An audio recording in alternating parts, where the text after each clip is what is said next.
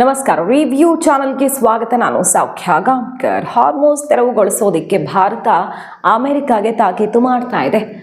ಭಾರತ ಕೂಡ ಪಶ್ಚಿಮ ಏಷ್ಯಾದಲ್ಲಿ ಶಾಂತಿ ನೆಲೆಸೋದಕ್ಕೆ ಮಧ್ಯಸ್ಥಿಕೆಯನ್ನು ವಹಿಸಲಿ ಅಂತ ಓಪನ್ ಆಗಿ ಈಗ ಅಮೆರಿಕ ಹೇಳ್ತಿದೆ. ದಿಢೀರ್ ಅಂತ ನರೇಂದ್ರ ಮೋದಿ ಅವರಿಗೆ 40 ನಿಮಿಷಗಳ ಮಾತುಕತೆ ಕಾಲಲ್ಲಿ ಟ್ರಂಪ್ ನರೇಂದ್ರ ಮೋದಿ ಅವರ ನಡುವಿನ ಸಂಭಾಷಣೆ ಭಾರಿ ಕುತೂಹಲಕ್ಕೆ ಕಾರಣ ಆಯಿತು. ಈಗ ಎರಡನೆಯ ಸುತ್ತಿನ ಸಂಧಾನಕ್ಕೆ ಮುಹೂರ್ತ ಕೂಡ ಫಿಕ್ಸ್ ಆಗಿದೆ. ಡೀಟೇಲ್ಸ್ ಇರ್ತಾ ಹೋಗ್ತೀವಿ. ಮಿಸ್ ಮಾಡದೆ ನಮ್ಮ ಚಾನಲ್ನ ಸಬ್ಸ್ಕ್ರೈಬ್ ಮಾಡಿ, ನಿಮ್ಮ ಅಭಿಪ್ರಾಯ ಕಮೆಂಟ್ ಮಾಡಿ ತಿಳಿಸಿ. ಎಸ್ ವೀಕ್ಷಕರೇ, ನಿನ್ನೆ ರಾತ್ರಿ ಇದ್ದಕ್ಕಿದ್ದಂತೆ 2 ಮಹತ್ವದ ಬೆಳವಣಿಗೆಗಳಾದವು. 2 ರಿಪೋರ್ಟ್ಸನ್ನು ಆ ಕ್ಷಣವೇ ನಿಮ್ಮ ಮುಂದೆ ಇಟ್ಟಿದ್ದೀವಿ. ನಂಬರ್ 1, ಜೈಶಂಕರ್ ಅವರು ಇಸ್ರೇಲ್ ಜೊತೆಗೆ ಮಾತುಕತೆ ಮಾಡಿದ್ದು ತಕ್ಷಣ ಲೆಬನಾನ್ ಮೇಲಿನ ದಾಳಿ ನಿಲ್ಲಿಸಬೇಕು, ಇದು ಯಾರಿಗೂ ಒಳ್ಳೆಯದಲ್ಲ. ಎಲ್ಲಿ ತನಕ ನೀವು ಲೆಬನಾನ್ ಮೇಲೆ ದಾಳಿ ಮುಂದುವರಿಸ್ತಿರೋ ಅಲ್ಲಿ ತನಕ ಈ ಯುದ್ಧವನ್ನು ತಣ್ಣಗಾಗಿಸೋದಕ್ಕೆ ಸಾಧ್ಯವೇ ಇಲ್ಲ ಅನ್ನೋದನ್ನು ಅತ್ಯಂತ ಕಟುವಾಗಿಯೇ ಸಂದೇಶವನ್ನು ಕೊಟ್ಟಿದೆ ಭಾರತ. ಜೈಶಂಕರ್ ಅವರು ಇಸ್ರೇಲ್ ವಿದೇಶಾಂಗ ಸಚಿವರ ಜೊತೆಗೆ ಮಾತನಾಡಿ ಶಾಂತಿ ಸ್ಥಾಪನೆಯ ವಿಚಾರದಲ್ಲಿ ಮಧ್ಯಸ್ಥಿಕೆಯನ್ನು ವಹಿಸಿದ್ದಾರೆ. ಬಹಳ ಇಂಪಾರ್ಟೆಂಟ್ ರೋಲ್ ಇದು. ಭಾರತ ಇಸ್ರೇಲ್ ಜೊತೆಗೆ ತುಂಬ ಚೆನ್ನಾಗಿದೆ. ಹಾಗಿದ್ದೂ ಕೂಡ ಲೆಬನಾನ್ ದಾಳಿಯನ್ನು ಖಂಡಿಸಿ ಎಲ್ಲರ ಮನುಕುಲದ ಒಳಿತಿಗಾಗಿ ನೀವು ಹೆಜ್ಜೆ ಇಡಿ ಅನ್ನುವಂತಹ ಒಂದು ಅತ್ಯಂತ ಕಠಿಣ ಸಂದೇಶವನ್ನೇ ರವಾನಿಸಿರೋದು. ಎರಡನೇದು, ಟ್ರಂಪ್ ಕರೆ ಮಾಡ್ತಾರೆ ನರೇಂದ್ರ ಮೋದಿ ಅವರಿಗೆ. ಮೇಲ್ನೋಟಕ್ಕಿದು ಟ್ರೇಡ್ ಡೀಲು ಬೇರೆ ಬೇರೆದೆಲ್ಲ ಮಾತುಕತೆ ಆಗಿದೆ ಅಂತ ಅನಿಸಿದ್ರೂ ಕೂಡ ಡೊನಾಲ್ಡ್ ಟ್ರಂಪ್ ಅವರು ಕರೆ ಮಾಡಿ ಮಾತಾಡಿದ್ದಾರೆ. ವಿವಿಧ ಕ್ಷೇತ್ರಗಳಿಗೆ ಸಂಬಂಧಪಟ್ಟಂತೆ ದ್ವಿಪಕ್ಷೀಯ ಸಹಕಾರದಲ್ಲಿ ಅಂದರೆ ಸಹಕಾರ ಸಾಧಿಸುವ ನಿಟ್ಟಿನಲ್ಲಿ ಮಾತುಕತೆಯಾಗಿದೆ. ಎಲ್ಲ ಕ್ಷೇತ್ರಗಳಲ್ಲೂ ಸಮಗ್ರ ಜಾಗತಿಕ ಕಾರ್ಯತಂತ್ರದ ಪಾಲುದಾರಿಕೆಯನ್ನು ಮತ್ತಷ್ಟು ಬಲಪಡಿಸೋದಕ್ಕೆ ನಾವು ಬದ್ಧರಾಗಿದ್ದೀವಿ ಅಂತ ಅನೌನ್ಸ್ ಮಾಡಿದ್ದಾರೆ ಈ ಮಾತುಕತೆಯ ಬಳಿಕ. ಅಮೆರಿಕ ಏನಂತ ಹೇಳಿದೆ, ಪಶ್ಚಿಮ ಏಷ್ಯಾದಲ್ಲಿ ನಡೀತಾ ಇರುವಂಥ ಈ ಯುದ್ಧವನ್ನು ನಿಲ್ಲಿಸುವಲ್ಲಿ ಖಂಡಿತ ಎಲ್ಲರೂ ಕೂಡ ಒಗ್ಗೂಡಬೇಕು. ಭಾರತ ಈ ನಿಟ್ಟಿನಲ್ಲಿ ಮಧ್ಯಪ್ರವೇಶ ಮಾಡಿದ್ರೆ ನಮ್ಮಷ್ಟು ಖುಷಿ ಪಡೋರು ಯಾರೂ ಇಲ್ಲ ಅಂತ ಅಮೆರಿಕ ಹೇಳ್ಕೊಂಡಿದೆ. ಭಾರತಕ್ಕೆ ಅಮೆರಿಕದ ಪ್ರತಿನಿಧಿ ಯಾರಿದ್ದಾರೆ, ambassador to India, US ambassador to India, ಅವರು ಕೂಡ ಇದನ್ನು ಮುಕ್ತವಾಗಿ ಹೇಳುತ್ತಿದ್ದಾರೆ. ನರೇಂದ್ರ ಮೋದಿ ಅವರ ಜೊತೆಗಿನ ಮಾತುಕತೆಯ ಬೆನ್ನಲ್ಲೇ ನರೇಂದ್ರ ಮೋದಿ ಅವರು ಟ್ರಂಪ್ ಜೊತೆಗೆ ಈ ಯುದ್ಧದ ವಿಚಾರದಲ್ಲಿ ಅತ್ಯಂತ ಪ್ರಮುಖವಾಗಿ ಸ್ಟ್ರೆಸ್ ಮಾಡಿರೋದು ಹಾರ್ಮೋಸ್ ಬ್ಲಾಕೇಡ್ ತಕ್ಷಣ ತೆರವುಗೊಳಿಸಿ. ಇದು ಯಾರಿಗೂ ಒಳಿತಲ್ಲ, ಅಮೆರಿಕಕ್ಕೂ ಕೂಡ ಇದರಿಂದ ಒಳ್ಳೆಯದಾಗಲ್ಲ ಅನ್ನೋದನ್ನು ಭಾರತ ಅತ್ಯಂತ ಸೂಕ್ಷ್ಮವಾಗಿ ಹೇಳಿದೆ. ಖಂಡಿತವಾಗಿಯೂ ಹಾರ್ಮೋಸ್ ಬ್ಲಾಕೇಡನ್ನು ತೆರವುಗೊಳಿಸಿ ಮಾತುಕತೆಗೆ ಕೂತ್ರೆ ಈ ಎಲ್ಲ ಸಮಸ್ಯೆಗಳು ಇತ್ಯರ್ಥ ಆಗೋದು ಗ್ಯಾರಂಟಿ. ಎರಡನೇ ಸುತ್ತಿನ ಸಂಧಾನ ನಡೀತಿದೆ. ಟರ್ಕಿಯಲ್ಲಾಗ್ಬೋದು, ಜೆನೀವಾದಲ್ಲಾಗ್ಬೋದು, ಪಾಕಿಸ್ತಾನದಲ್ಲೂ ಆಗಬಹುದು. ಯಾಕಂದರೆ ಪಾಕಿಸ್ತಾನ ತನ್ನ ಮರ್ಯಾದೆ ಹೋಯ್ತಲ್ಲ, ಅದನ್ನು ಸರಿ ಮಾಡ್ಕೊಳ್ಬೇಕು ಅಂತ ಸಿಕ್ಕಾಪಟ್ಟೆ ಪ್ರಯತ್ನ ಮಾಡ್ತಿದೆ. ಎರಡನೇ ಸುತ್ತು ಇಲ್ಲೇ ಆಗಲಿ ಅಂತ ಟ್ರಂಪ್ ಕಾಲು ಹಿಡಿದು ಬೇಡ್ಕೊಳ್ಳೋದು ಒಂದು ಬಾಕಿ ಬೇಡ್ಕೊಳ್ತಿದೆ. ಇನ್ಫ್ಯಾಕ್ಟ್ ಮೊನ್ನೆ ನೋಡಿದ್ವಿ ಅವ್ರ ಮರ್ಯಾದೆ ಹೆಂಗೆ ಹೋಯ್ತಂದರೆ, ಸೆರೆನಾ ಹೋಟೆಲಲ್ಲಿ 3 ದಿನ 2 ರಾಷ್ಟ್ರಗಳ 106 ಜನ ಬಂದು ಅಲ್ಲಿ ಡೆಲಿಗೇಷನ್ ಬಂದು ಮಾತುಕತೆ ಮಾಡ್ಕೊಂಡು ಹೋದರು. ಕಂಪ್ಲೀಟ್ ಕ್ಲೋಸ್ ಮಾಡಿದರು, ಯಾರಿಗೂ ಅಲೋ ಇಲ್ಲ. ಎಲ್ಲ ಖರ್ಚು ವೆಚ್ಚ ಪ್ರತಿಯೊಂದೂ ಕೂಡ ಬಾಕಿ ಉಳಿಸ್ಕೊಂಡು ದುಡ್ಡು ಕಟ್ಟೋದಕ್ಕಾಗದೆ ಆ ಹೋಟೆಲ್ ಓನರು ಇಡೀ ಸಂಧಾನದ ದುಡ್ಡನ್ನು ಭರಿಸೋಂಗಾಗಿದೆ. ಪಾಕಿಸ್ತಾನದ ಮಾನ ಹರಾಜಾಗಿದೆ. ಇದು ಬ್ರೋಕರ್ ಅಲ್ಲ, ಬೆಗ್ಗರ್ ಅನ್ನೋದು ಮತ್ತೆ ಬಟಾಬೈಲಾಗಿದೆ. ಅದರ ನಡುವೆಯೂ ತಾನು ಕ್ರೆಡಿಟ್ ತಗೊಳ್ಬೇಕು ಅಂತ ಸಿಕ್ಕಾಪಟ್ಟೆ ಪ್ರಯತ್ನ ಮಾಡ್ತಿದೆ ಟ್ರಂಪ್. ಏನು ಮಾಡ್ತಾರೆ ನೋಡಬೇಕು. ಮತ್ತೆ ಪಾಕಿಸ್ತಾನಕ್ಕೆ ಬಲ ತುಂಬಿದ್ರೆ ನಮಗೆ ಲಾಭ ಅಂತ ಅನಿಸಿದ್ರೆ ಗೊತ್ತಿಲ್ಲ ಅವ್ರಿಗೆ. ಆದರೆ ಟರ್ಕಿ, ಜೆನೆವಾ, ಪಾಕಿಸ್ತಾನ ನಾನು ಇಸ್ಲಾಮಾಬಾದಲ್ಲಿ ಮಾಡಲ್ಲ, ನೀವು 2 ರಾಷ್ಟ್ರಗಳು ಎಲ್ಲಿ ಒಪ್ಕೊಳ್ತಿರೋ ಅಲ್ಲಿ ಮಾಡ್ತೀವಿ, ದಯವಿಟ್ಟು ನಮ್ಮಲ್ಲಿಗೆ ಬನ್ನಿ ಅಂತ ಕರೀತಾ ಇರೋದು. ಇಷ್ಟು ಸಂಧಾನದ ಬಗ್ಗೆ ಬೆಳವಣಿಗೆ.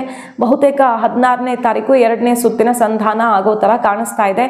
ಇರಾನ್ ಒಂದಿಷ್ಟು ಕಂಡೀಷನ್ಗಳನ್ನು ಹಾಕಿದೆ, ಪರಿಹಾರ ಕಟ್ಟಿಕೊಡೋದು ಮತ್ತು 5 ವರ್ಷಕ್ಕೆ ಬೇಕಾದರೆ ನಾವು ಯುರೇನಿಯಂ ಆ್ಯಕ್ಟಿವಿಟಿ ಬಂದ್ ಮಾಡ್ತೀವಿ, 20 ವರ್ಷಕ್ಕಾಗಲ್ಲ ಅಂತ ಕಡ್ಡಿ ತುಂಡು ಮಾಡ್ದಂಗೆ ಹೇಳಿಬಿಟ್ಟಿದೆ. ಅಮೆರಿಕದ್ದೇನೇನಾಗತ್ತೆ ನೋಡಬೇಕು. ಈ ಹೊತ್ತಲ್ಲಿ ಸಂಧಾನ ಇನ್ನೇನು ಶುರು ಆಗಬೇಕು ಅನ್ನೋ ಹೊತ್ತಲ್ಲಿ ನರೇಂದ್ರ ಮೋದಿ ಅವ್ರ ಜೊತೆಗೆ ಟ್ರಂಪ್ ಮಾತುಕತೆ ನಡೆಸ್ತಾರೆ. ಇದೇ ಮಹತ್ವದ್ದು. ಜೈಶಂಕರ್ ಅವರು ಇಸ್ರೇಲಿಗೆ ತಾನಾಗಿ ಮಾತಾಡ್ತಿಲ್ಲ, ಒತ್ತಡ ಬರ್ತಿದೆ ಇಸ್ರೇಲ್ ಜೊತೆ ಮಾತಾಡಿ ಅಂತ ಭಾರತಕ್ಕೆ, ಅದಕ್ಕೋಸ್ಕರನೇ ಮಾತಾಡ್ತಿರೋದು. ಭಾರತ ಈ ಬಗ್ಗೆ ಹೆಚ್ಚಿನ ಸ್ಟೇಟ್ಮೆಂಟು, ರಿಯಾಕ್ಷನ್ನು, ಕಮೆಂಟು ಮಾಡ್ತಿಲ್ಲ. ಯಾಕಂದರೆ ಈ ಸಂಧಾನ ಮಧ್ಯಸ್ಥಿಕೆಯ ಫಲ ಹೆಂಗಿರುತ್ತೆ ಅನ್ನೋದನ್ನು ಹೇಳೋಕ್ಕಾಗಲ್ಲ. ಎಷ್ಟು ಸೂಕ್ಷ್ಮವಾಗಿ ಹ್ಯಾಂಡಲ್ ಮಾಡ್ತೀವೋ ಅಷ್ಟು ಒಳ್ಳೆಯದು. ಸೊ ಇಸ್ರೇಲ್ ಜೊತೆ ಮಾತುಕತೆಗೆ ಇದ್ದಕ್ಕಿದ್ದಂತೆ ಭಾರತ ಇಳಿದಿರೋದು ಸುಮ್ಮನೆ ಅಲ್ಲ. ಮತ್ತು ಟ್ರಂಪ್ ಇಷ್ಟು ಸಂಕಷ್ಟದ ಪರಿಸ್ಥಿತಿಯಲ್ಲಿ ಟ್ರೇಡ್ ಡೀಲು ಬೇರೆ ಬೇರೆ ಏನೇನೋ ಮಾತಾಡೋಕ್ಕೆ ನರೇಂದ್ರ ಮೋದಿ ಅವ್ರಿಗೆ 40 ನಿಮಿಷ ಅವಕಾಶ ಅಲ್ಲಿ ಸೃಷ್ಟಿಯಾಗತ್ತೆ ಎರಡು ದೇಶಗಳ ನಡುವೆ ಅಂದರೆ ಅದನ್ನು ಯಾರು ನಂಬಲ್ಲ. ಇದು ವೆಸ್ಟ್ ಏಷ್ಯಾ ಸಂಬಂಧಪಟ್ಟಂತೆಯೇ ನಡೆದ ಮಾತುಕತೆ ಅನ್ನೋದು ಗೊತ್ತು. 16 ಯುದ್ಧ ನೌಕೆಗಳ ನಿಯೋಜನೆ ಆಗಿದೆ. ಇರಾನ್ ಬಂದರುಗಳ ಮೇಲೆ ದಿಗ್ಬಂಧನ ವಿಧಿಸೋದಕ್ಕೆ ಅಮೆರಿಕ ಪಶ್ಚಿಮ ಏಷ್ಯಾ ಸಮುದ್ರದಲ್ಲಿ 16 ಯುದ್ಧ ನೌಕೆಗಳನ್ನು ನಿಯೋಜಿಸಿದೆ. ಯುದ್ಧ ವಿಮಾನ ವಾಹಕ ನೌಕೆ USS ಅಬ್ರಹಾಂ ಲಿಂಕನ್ ಅಲ್ಲದೆ 11 ಯುದ್ಧ ನೌಕೆಗಳಿವೆ. ಭೂಸೇನೆ ನೆರವು ಕೂಡ ಇದೆ. 3 ನೌಕೆಗಳು ಸಮುದ್ರ ತೀರದ ಸನಿಹ ಸಂಚರಿಸಬಲ್ಲ ಒಂದು ನೌಕೆ ಇದರಲ್ಲಿ ಒಳಗೊಂಡಿದೆ ಅಂತ ಈಗ ಮಾಹಿತಿ ಸೇನೆಯಿಂದ ಬರ್ತಿದೆ. ಇಷ್ಟು ತಯಾರಿ ಮಾಡ್ಕೊಂಡು ಬಿಟ್ಟಿದೆ. ಇದಾಗ್ತಿದ್ದಂಗೆ ಸೌದಿ ಅರೇಬಿಯಾ ಸಿಡಿದೆದ್ದಿದೆ. ಇದ್ರ ಬಗ್ಗೆ ನಾವು ರಿಪೋರ್ಟ್ ಮಾಡಿದ್ದೀವಿ. ಸೌದಿ ಅರೇಬಿಯಾಗೆ ಯಾಕೆ ಅಮೆರಿಕದ ಮೇಲೆ ಸಿಟ್ಟು, ಇರಾನ್ ಮೇಲೆ ದಾಳಿ ಮಾಡ್ತೀವಿ, ಅವ್ರ ದಾರಿ ಬಂದು ಮಾಡ್ತೀವಿ ಅಂದರೆ ಖಂಡಿತ ಇಲ್ಲಿ ಒಂದು ಹಡಗೆ ಎಂಟ್ರಿ ಆದರೆ ಇವ್ರು ಹೊಡಿತಾರೆ. ಅಮೆರಿಕದವರು ಇರಾನ್ಗೆ ಹೊಡಿತಾರೆ. ಇರಾನ್ ನೆಕ್ಸ್ಟ್ ಹೊಡೆಯೋದೇ ಸೌದಿ ಅರೇಬಿಯಾಗೆ, UAEಗೆ. ಹಾಗಾಗಿ ನಮಗೆ ಇನ್ನೇನು ಮಾಡೋಕೆ ಹೊರಟಿದ್ದೀರಿ ನೀವು, ಇನ್ನೆಷ್ಟು ದಿನ ಸಂಕಷ್ಟ ನಿಮ್ಮ ಕಾರಣದಿಂದ ಅಂತ ಆಕ್ರೋಶ ಹೊರಹಾಕಿದೆ. ಈಗ ಸೌದಿ ಅರೇಬಿಯಾಗೆ ಇದರ ಬಿಸಿ ತಟ್ಟಿರೋದು, ಈ ಹಾರ್ಮೋಸ್ ಬ್ಲಾಕೇಡ್ ಬಿಸಿ ನಮಗೆ ತಟ್ತಾ ಇದೆ. ನೀವು ಇಲ್ಲಿ ಬಂದ್ ಮಾಡಿದ್ರೆ ಅವ್ರು ರೆಡ್ ಸಿ ಬಂದ್ ಮಾಡ್ತಾರೆ. ನಮಗೆ ಚೋಕ್ ಪಾಯಿಂಟ್ ಎಲ್ಲಿ ಸಮಸ್ಯೆ ಆಗುತ್ತೆ ಅಂತ ಹೇಳೋಕ್ಕಾಗಲ್ಲ, ದಯವಿಟ್ಟು ತೆಗೀರಿ ಅಂತ ಅಮೆರಿಕಾಗೆ ಕಟ್ಟೆಚ್ಚರ ಕೊಟ್ಟಿದೆ. ಚೀನಾ ಕೂಡ 3 ಅಂಶ 4 ಅಂಶ ಅಂದ್ಕೊಂಡು ಅವರು ಒಂದಿಷ್ಟು ಮಧ್ಯಸ್ಥಿಕೆ ತಯಾರಿಯೆಲ್ಲ ಮಾಡ್ಕೊಳ್ತಾ ಇದ್ದಾರೆ. ಸೊ ಈಗ ಎಲ್ಲರಿಗೂ ಯುದ್ಧ ನಿಲ್ಲಿಸೋದೇ ಬೇಕಾಗಿರೋದು. ಅಂಥದ್ರಲ್ಲಿ ಅಮೆರಿಕ ಭಾರತ ಮಧ್ಯಸ್ಥಿಕೆ ವಹಿಸಿದ್ರೆ ಖಂಡಿತ ನಾವು ಖುಷಿ ಪಡ್ತೀವಿ ಅಂತ ಹೇಳ್ತಿರೋದೇ ತುಂಬ ಇಂಪಾರ್ಟೆಂಟ್. ಮತ್ತು 40 ನಿಮಿಷಗಳ ಮಾತುಕತೆ ಹಾರ್ಮೋಸ್ ವಿಚಾರದಲ್ಲಿಯೇ ನಡೆದಿದೆ.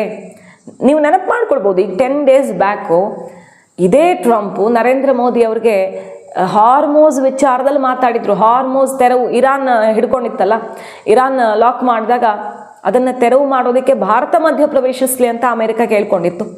ಈಗ ಇರಾನನ್ನು ಸಮಾಧಾನ ಮಾಡೋದಕ್ಕೆ ಮಾತುಕತೆ ಕೂರಿಸ್ತಾ ಇದ್ದಾರೆ. ಈಗ ಸಾಮಾನ್ಯವಾಗಿ ಏನು, ಮಾತುಕತೆ ಕೂರಿಸೋ ಸಮಯದಲ್ಲಿ ಅವ್ರ ಮನಸ್ಸಲ್ಲಿ ಏನಿದೆ ಅನ್ನೋದನ್ನು ತಿಳ್ಕೊಳ್ಳೋದು ಮತ್ತು ಸ್ವಲ್ಪ ಮನವೊಲಿಕೆ ಮಾಡಿಕೊಂಡೇ ಟೇಬಲ್ಗೆ ಕರ್ಕೊಂಡು ಬರೋದು ಎರಡು ಇಂಪಾರ್ಟೆಂಟ್ ಆಗುತ್ತೆ. ಆ ಕೆಲಸ ಭಾರತದ ಕಡೆಯಿಂದ ಆಗಲಿ ಅಂತ ಅಮೆರಿಕ ಬಯಸ್ತಿದೆ ಅಂತಲೇ ಮೇಲ್ನೋಟಕ್ಕೆ ಅನ್ನಿಸ್ತಿರೋದು. ಯಾಕಂದರೆ ಸುದೀರ್ಘ ಮಾತುಕತೆ, ಅತ್ಯಂತ ಕ್ರಿಟಿಕಲ್ ಹಾಟ್ ಸೀಟಲ್ಲಿ ಕೂತಿದೆ ಅಮೆರಿಕ ಈ ಹೊತ್ತಲ್ಲಿ. ಇದ್ದಕ್ಕಿದ್ದಂತೆ ನರೇಂದ್ರ ಮೋದಿ ಅವ್ರಿಗೆ ಕರೆ ಬರುತ್ತೆ, ವೆಸ್ಟ್ ಏಷ್ಯಾ ವಿಚಾರದಲ್ಲಿ ನಾಳೆಗೆ ಸಂಧಾನ. ಹಾಗಾಗಿ ಇರಾನ್ ಈ ಹೊತ್ತಲ್ಲಿ ನಮಗೆ ಯಾವುದೇ ದೇಶಕ್ಕೆ ಮ್ಯಾಚ್ ಇಲ್ಲ ಭಾರತ ಅಂತ ಕೊಂಡಾಡ್ತಾ ಇದೆಯಲ್ವಾ. ಭಾರತವೇ ನಮಗೆ ಪ್ರಯಾರಿಟಿ, ಭಾರತದ ಹಡಗುಗಳನ್ನು ಹೇಗಾದರೂ ನಾವು ಕಾಪಾಡ್ತೀವಿ.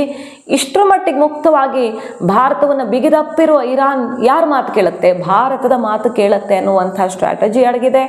ಮತ್ತು ಚೀನಾದ ಅಬ್ಬರ ಜಾಸ್ತಿ ಆಗಿದೆ. ಚೀನಾ ಈ ಗ್ರೀನ್ ಎನರ್ಜಿಗೆಲ್ಲ ಡಿಮ್ಯಾಂಡ್ ಸಿಕ್ಕಾಪಟ್ಟೆ ಬರ್ತಿದೆ. ಈ ಫ್ಯೂಯಲ್ ಕ್ರೈಸಿಸ್ಸಿಂದಾಗಿ ಮುಗಿದು ಹೋಗದ ಇಂಧನದ ಕಡೆ ನೋಡ್ತಿದ್ದಾರೆ. ಬ್ಯಾಟ್ರಿ, ಎಲೆಕ್ಟ್ರಿಕ್ ವೆಹಿಕಲ್ಲು ಅದೆಲ್ಲ ಚೀನಾದಲ್ಲಿರೋದು. ಸೊ ಚೀನಾಗೆ ಹೆಲ್ಪ್ ಮಾಡಿಕೊಟ್ಟಂಗೆ ಆಗ್ತಿದೆ ಅನ್ನೋದು ಅಮೆರಿಕಕ್ಕೆ ಈಗ ರಿಯಲೈಸ್ ಆಗ್ತಿದೆ ತುಂಬ ತಡವಾಗಿ. ಹಾಗಾಗಿ ಚೀನಾ ಕಟ್ ಹಾಕಬೇಕು ಅಂದರೆ ಅಲ್ಲೂ ಭಾರತ ಬೇಕು. ಸೊ ಇದ್ದಕ್ಕಿದ್ದಂತೆ ಈಗ ಭಾರತ ನೆನಪಾಗಿದೆ. ಹಂಗಂದು ಮಾತ್ರಕ್ಕೆ ನಾಳೆ ಪಾಕಿಸ್ತಾನದ ಹತ್ರ ಅಟ್ಯಾಕ್ ಮಾಡ್ಸೋಕ್ಕೂ ರೆಡಿ ಇರುತ್ತೆ ಅಮೆರಿಕ, ಅದರಲ್ಲಿ ಯಾವ ಡೌಟು ಇಲ್ಲ. ಬಟ್ ಭಾರತವನ್ನು ಬಿಟ್ಟು ಏನೂ ಮಾಡೋಕ್ಕಾಗೋ ಪರಿಸ್ಥಿತಿ ಇಲ್ಲ ಅನ್ನೋದು ಅಷ್ಟೇ ಸತ್ಯ. ಮಾಹಿತಿ ಇಷ್ಟ ಆಗಿದೆ, ಮಿಸ್ ಮಾಡಿದ್ರೆ ನಮ್ಮ ಚಾನಲ್ನ ಸಬ್ಸ್ಕ್ರೈಬ್ ಮಾಡಿ, ನಿಮ್ಮ ಅಭಿಪ್ರಾಯ ಕಮೆಂಟ್ ಮಾಡಿ ತಿಳಿಸಿ. Thank you.